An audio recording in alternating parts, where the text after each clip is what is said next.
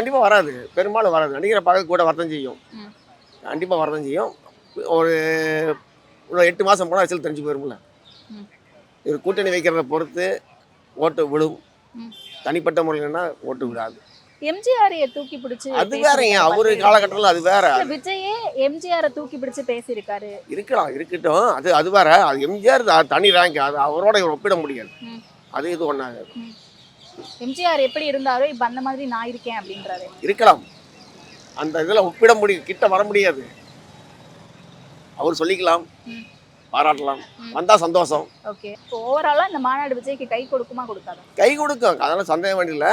ஏன்னா தனிப்பட்ட முறையில் ஜெயிக்கிறது ரொம்ப ரொம்ப ரேர். அதாவது ஒரு 230 எத்தனை ஜெயிச்சிட போகிறாங்க. ஓட்டை இவருனால வந்து என்ன செய்ய முடியும்னா, டிஎம்கே ஏடிஎம்கே ஜெயிக்கிறது பாதி பேர் கெடுவாங்க. 10,000 ஓட்டு 20,000 ஓட்டில் தோப்பாங்க எல்லாமே. அப்போ அதுதான் வரும். ம். ஒரு 10 40 50 வீணாக போவாங்க. டிஎம்கே ஏடிஎம்கே ரெண்டும் வீணாக போகும். ம்.